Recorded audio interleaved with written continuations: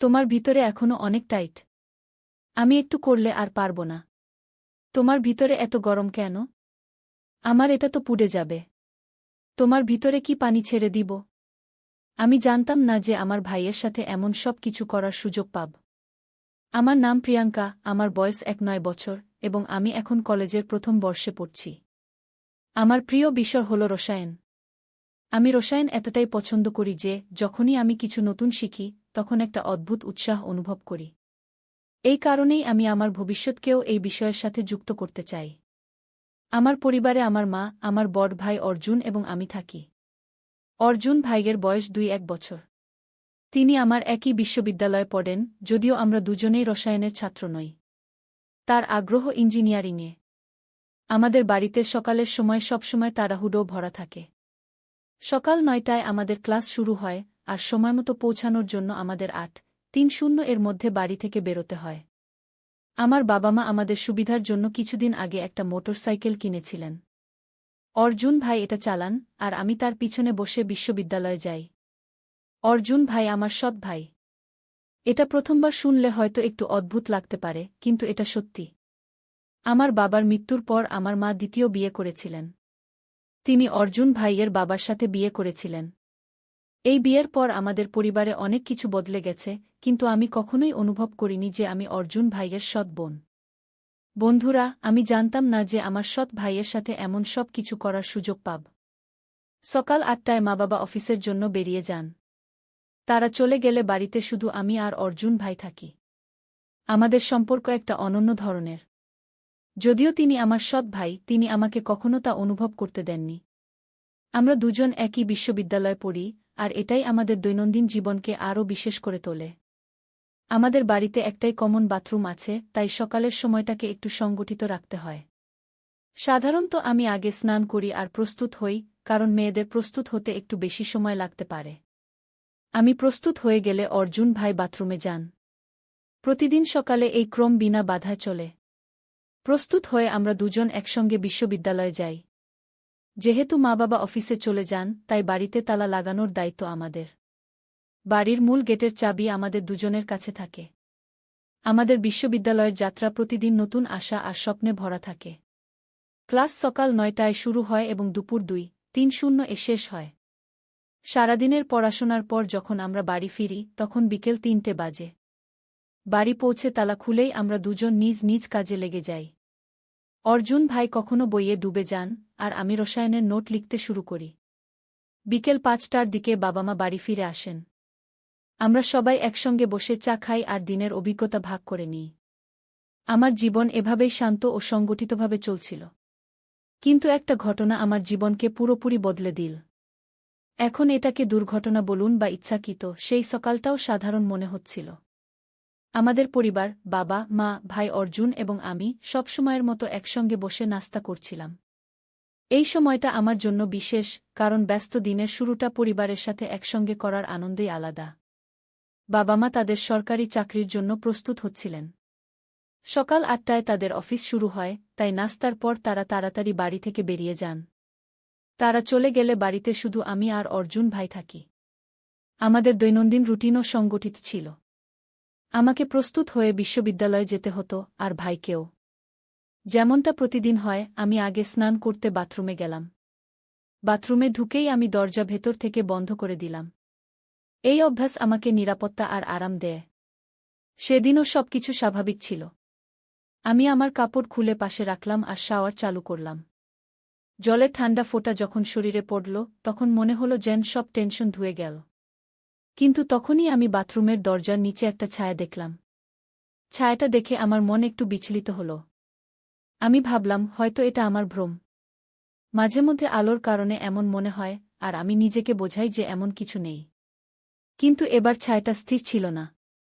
মনে হলো যেন কেউ দরজার বাইরে দাঁড়িয়ে আছে আর নড়ছে।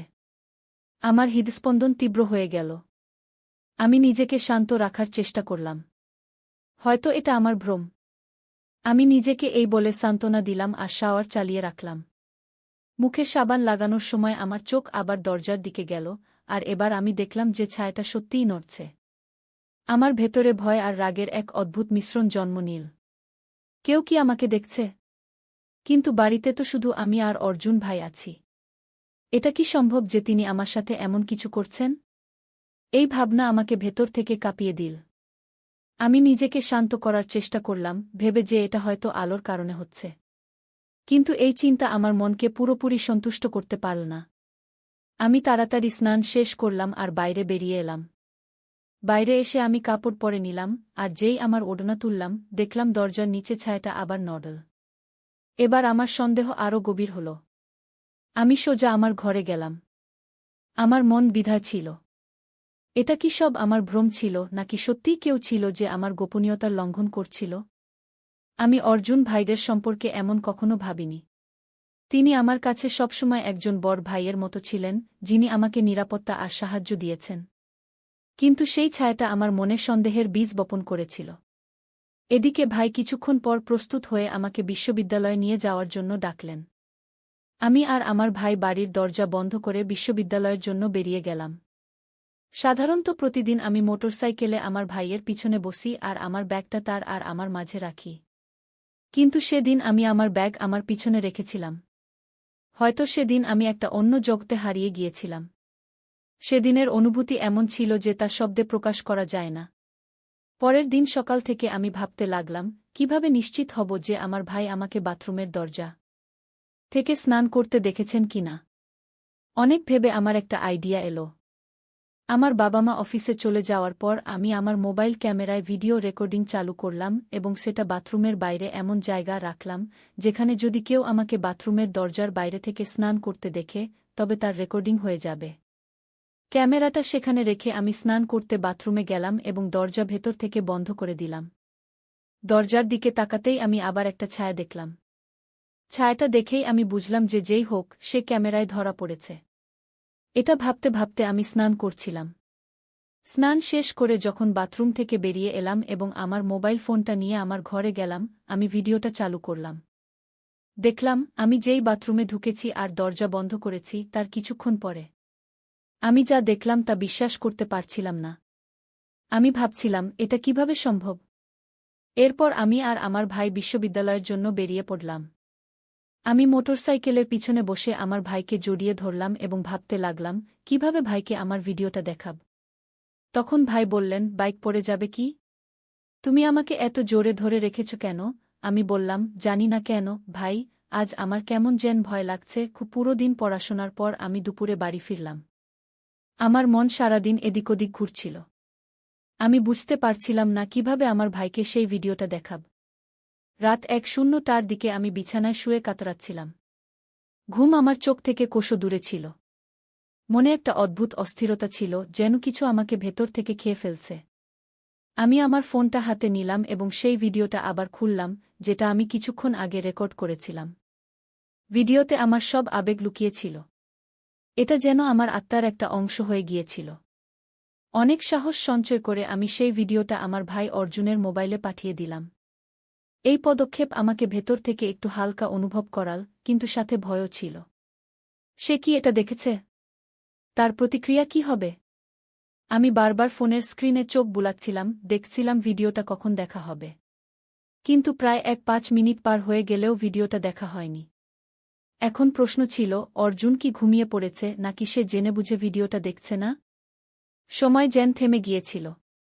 আমি অপেক্ষা করতে করতে 1 ঘন্টা পার হয়ে গেল, কিন্তু তবুও ভিডিও দেখার কোনো লক্ষণ ছিল না। আমার অস্থিরতা বাড়তে লাগল। রাতের সময় ছিল, সবাই ঘুমিয়ে পড়েছিল। তবুও আমি সেই ভিডিও আর অর্জুনের উত্তরের অপেক্ষায় ছিলাম। পরের দিন সকালে রবিবার ছিল। রবিবারে সবাই বাড়িতে থাকে, মা, বাবা, অর্জুন এবং আমি। আমরা সবাই একসঙ্গে নাস্তা করলাম। কিন্তু আমি অর্জুনের মুখে এমন কিছু দেখলাম না যে সে ভিডিওটা নিয়ে ভাবছে বা তার প্রতিক্রিয়া দিচ্ছে।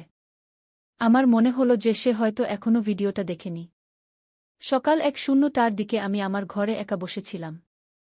হঠাৎ আমার ফোন বেজে উঠল, দেখলাম অর্জুনের মেসেজ এসেছে। মেসেজটা খুলতেই আমার হৃদস্পন্দন তীব্র হয়ে গেল। তাতে লেখা ছিল, তুমি যে ভিডিওটা পাঠিয়েছ আমি দেখেছি। প্রথমে আমি বিশ্বাসই করতে পারিনি। আমি কিছুক্ষণ অপেক্ষা করলাম, কিন্তু সেই মেসেজের পর আর কিছু এলো না। এটা কি শুধু একটা সাধারণ প্রতিক্রিয়া ছিল নাকি আরও কিছু ছিল?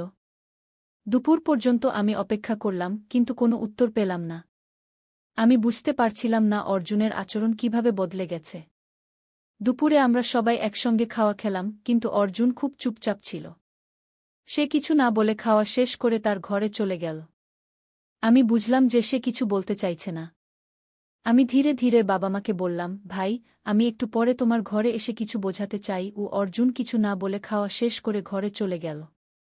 সবার খাওয়া শেষ হওয়ার পর আমি বাবা-মার সাথে টেবিল পরিষ্কার করলাম এবং তারপর সোজা অর্জুনের ঘরে গেলাম। যখন আমি তার ঘরে গেলাম, দেখলাম সে জানালার কাছে দাঁড়িয়ে আছে, যেন কিছু ভাবার চেষ্টা করছে। আমি ধীরে ধীরে দরজা বন্ধ করলাম এবং তার কাছে গেলাম। ভাই, আমি বললাম, তুমি যে ভিডিওটা পাঠিয়েছিলে, তুমি কি সেটা দেখেছ? সে আমার দিকে তাকালো, তার চোখে অশ্রু ছিল। সে চুপ ছিল, যেন কিছু বলতে চায় কিন্তু বলতে পারছে না। তার কণ্ঠে একটা নীরবতা ছিল যা তার মনের অস্থিরতাকে প্রকাশ করছিল। দুঃখিত, সে ধীরে বলল, এটা দেখে আমার খুব খারাপ লেগেছে। কিন্তু আমি তাকে জড়িয়ে ধরলাম। ভাই, আমি ধীরে বললাম, এই বয়সে এমন ভুল হয়ে যায়। কোনো ব্যাপার না। তাছাড়া আমরা তো সৎ ভাইবোন। আমার কথা শুনে সে অবাক হয়ে আমার দিকে তাকালো এবং বলল, কিন্তু আমরা তো ভাইবোনই, তাই না? আমাদের এটা ভুলে যাওয়া উচিত নয়। আমাদের নিজেদের মর্যাদায় থাকা উচিত। তখন আমি তাকে খোঁচা দিয়ে বললাম, ওহো, এখন মর্যাদার কথা মনে পড়ছে? তখন মনে পড়েনি যখন তুমি আমাকে স্নান করতে দেখছিলে? তখন তোমার মর্যাদা কোথায় গিয়েছিল? তারপর আমি বললাম, এ নিয়ে চিন্তা করো না, ভাই। তুমি সবসময় আমার বড় ভাই থাকবে, আর আমি সবসময় তোমার ছোট বোন থাকব। তারপর আমি একটা চোখ টিপে বললাম, ভাই, একবার চেষ্টা করলে কিছু যায় আসে না। আমি কাল সন্ধ্যায় তোমার অপেক্ষা করব। এটা বলে আমি হাসতে হাসতে তার ঘর থেকে বেরিয়ে এলাম, আর সে অবাক হয়ে আমার দিকে তাকিয়ে রইল। সেই রাতে খাবার খাওয়ার সময় আমার বাবা-মার সামনে আমার ভাই বললেন, কাল বিশ্ববিদ্যালয়ে কোনো খেলার আয়োজন হচ্ছে, তাই আমি কাল বিশ্ববিদ্যালয়ে যাব না। তখন আমার মা বললেন, তাহলে প্রিয়াঙ্কারও যাওয়ার দরকার নেই। বাবা বললেন, অর্জুন, তোমার কি কোনো খেলায় আগ্রহ নেই? অর্জুন ভাই বললেন, জি বাবা, আমার ব্যাডমিন্টনে আগ্রহ আছে, কিন্তু সেখানে ব্যাডমিন্টনের আয়োজন হচ্ছে না। কিছু প্লেয়ার আছে যারা ছোট ছোট স্কুল থেকে এসে বিশ্ববিদ্যালয়ে তাদের প্র্যাকটিসের জন্য এসেছে। তখন বাবা বললেন, ঠিক আছে, তাহলে কাল তোমরা দুজনই বাড়িতে থাকো। আমি অর্জুন ভাইয়ের দিকে তাকালাম এবং হালকা হাসি দিলাম। পরের দিন আমার বাবা-মা অফিসে চলে যাওয়ার পর আমি অর্জুন ভাইয়ের ঘরে গেলাম এবং তাকে বিছানায় শুয়ে থাকতে দেখলাম। আমি বললাম, ভাই, তুমি আজ ক্লাসে না গিয়ে সারাদিন বাড়িতে থাকার প্ল্যান কেন করলে? সারাদিন আমার সাথে কি করবে? তুমি কি কোনো প্ল্যান করছো? তখন অর্জুন ভাই বললেন, কাল তুমি বলেছিলে না যে একবার চেষ্টা করলে কিছু যায় আসে না? ভুলে গেছ? তাই আমি বাড়িতে থাকতে চেয়েছিলাম। তখন আমি হেসে আমার ভাইকে বললাম, বাহ ভাই, তুমি তো বেশ স্মার্ট। কাল তো মগরমাছের অশ্রু ফেলে মর্যাদার বড় বড় কথা বলছিলে। এটা বলে আমি তাকে খোঁচাতে লাগলাম। তখন সে দৌড়ে আমার পিছনে এলো এবং আমাকে ধরে ফেল। বলল, তুমি ঠিকই বলেছিলে প্রিয়াঙ্কা। তাছাড়া আমরা তো সৎ ভাইবোন। একবার চেষ্টা করলে কিছু যায় আসে না। এটা বলে ভাই আমাকে ধরে তার বেডরুমে নিয়ে গেলেন এবং তারপর সব মর্যাদা ভুলে গেলেন। আমি একটু অস্বস্তিতে পড়ে গেলাম। আমি হাসতে হাসতে পরিবেশ হালকা করার চেষ্টা করলাম, কিন্তু অর্জুনের চোখে যে গভীরতা ছিল তা আমাকে অন্য কোথাও টেনে নিয়ে যাচ্ছিল। তার কথা, তার দৃষ্টি, সবকিছু আলাদা ছিল। আমার হৃদস্পন্দন বেড়ে গেল। এটা কি শুধু বন্ধুত্ব ছিল নাকি আরও কিছু? আমি বুঝতে পারছিলাম না। অর্জুন আমার কাছে এসে বলল, প্রিয়াঙ্কা, যদি বন্ধুত্ব এতটাই গভীর হয় যে তা মর্যাদাকেও ভালোবাসায় পরিণত করে, তাতে কি ভুল? তার কথায় যে সত্যতা ছিল তা আমাকে ভেতর থেকে ছুঁয়ে গেল। আমার মন দ্বিধায় ছিল। হৃদয় বলছিল যে সে হয়তো ঠিক বলছে, কিন্তু আমার মন বারবার আমাকে থামিয়ে দিচ্ছিল। আমি তাকে বোঝানোর চেষ্টা করলাম, অর্জুন, আমরা বন্ধু। আমাদের বন্ধুত্বের একটা সীমা আছে। তুমি এই সীমা লঙ্ঘন করতে পারো না। অর্জুনের মুখে তখনও হাসি ছিল, কিন্তু তার চোখে একটা গভীরতা ছিল। সে বলল, প্রিয়াঙ্কা, আমি কখনো কারো প্রতি এমন অনুভব করিনি। যখন থেকে তুমি আমার কাছাকাছি এসেছ, আমার মনে হয় আমি সম্পূর্ণ। যদি তুমি মনে করো আমি ভুল, তাহলে আমি তোমার সব কথা মেনে নেব। শুধু আমাকে বলো, তোমার হৃদয়ে আমার জন্য কি আছে? আমার মনে হলো যেন আমার হৃদস্পন্দন এক মুহূর্তের জন্য থেমে গেল। আমি তার চোখের দিকে তাকালাম এবং হঠাৎ বুঝলাম যে এটা শুধু বন্ধুত্ব নয়। আমার হৃদয়ের কোনো গভীর কোণে আমিও এটাই অনুভব করছিলাম। কিন্তু ভয় ছিল। আমরা কি এটা করতে পারি? আমার চোখে অশ্রু ছিল। আমি ধীরে বললাম, অর্জুন, আমার ভয় করছে। যদি আমরা এই পদক্ষেপ নিই তাহলে সবকিছু বদলে যাবে। আমাদের সম্পর্ক, আমাদের বন্ধুত্ব, সবকিছু। অর্জুন আমার কাছে এসে আমার হাত ধরে বলল, প্রিয়াঙ্কা, পরিবর্তনের ভয় পাওয়ার দরকার নেই।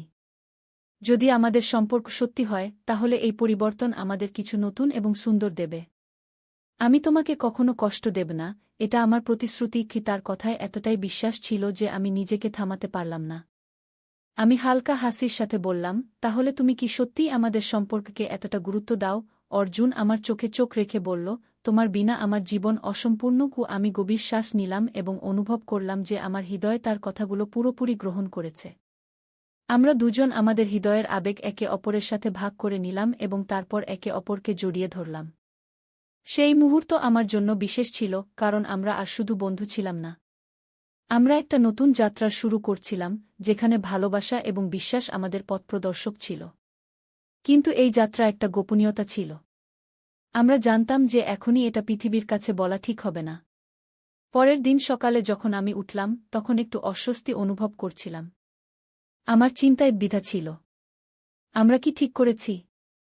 আমরা কি আমাদের আবেগ এভাবে প্রকাশ করতে পারি? অর্জুন আমাকে দেখে জিজ্ঞেস করল, কি হয়েছে প্রিয়াঙ্কা? কিছু ভুল লাগছে? আমি মাথা নিচু করে বললাম, অর্জুন, সবকিছু খুব তাড়াতাড়ি হয়ে গেছে। আমি বুঝতে পারছি না এরপর কি হবে। আমাদের সম্পর্ককে সমাজ আর পরিবার কখনো বুঝবে না।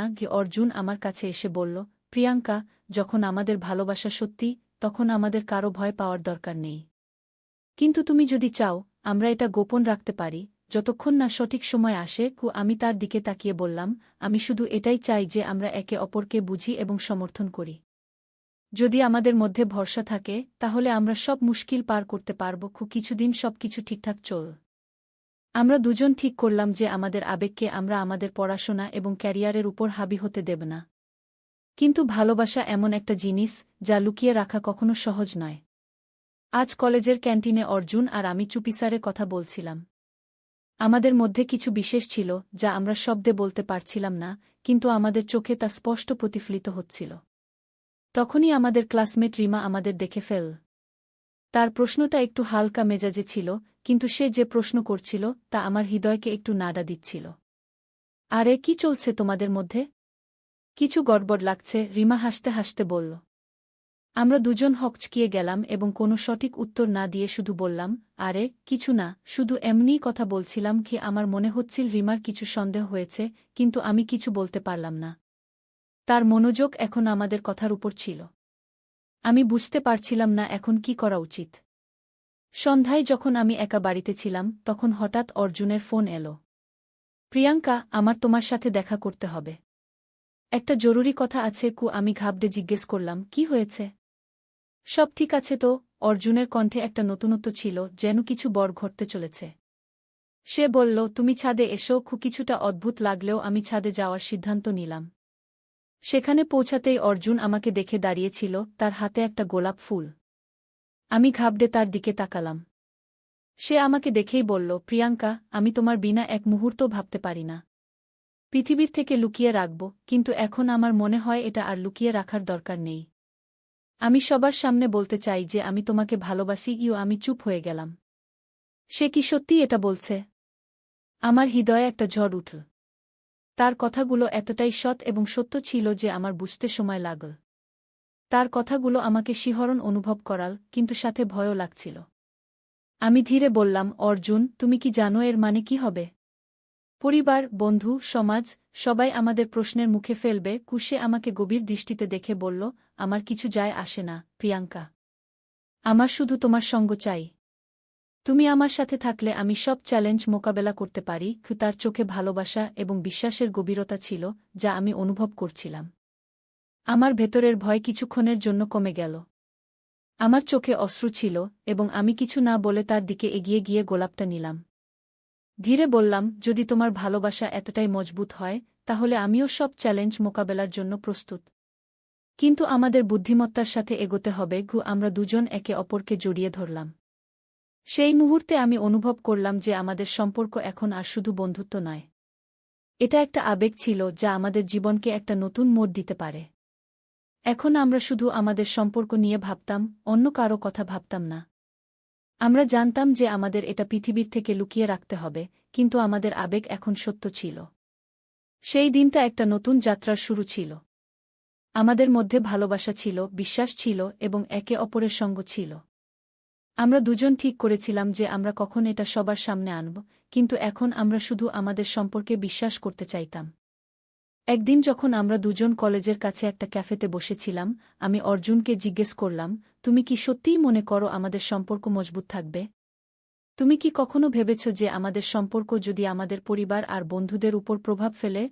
অর্জুন হেসে আমার দিকে তাকিয়ে বলল, প্রিয়াঙ্কা, ভালোবাসা যে কোনো কঠিনাইয়ের থেকে বড়। যদি আমরা একে অপরের সাথে থাকি, তাহলে আমাদের যে কোনো পরিস্থিতির মোকাবেলার জন্য প্রস্তুত থাকতে হবে। আমি জানি আমাদের অনেক চ্যালেঞ্জ মোকাবেলা করতে হবে, কিন্তু আমি তোমার সাথে আছি, আর এটাই আমাকে শক্তি দেয়। সেই দিন আমি অনুভব করলাম যে আমাদের সম্পর্ক শুধু একটা তরুণ জুটির ভালোবাসা নয়, বরং এটা একটা সঙ্গীত ছিল। আমরা দুজন ঠিক করলাম যে আমরা আমাদের সম্পর্ককে সময় দেব, যাতে আমরা এটা ভালোভাবে বুঝতে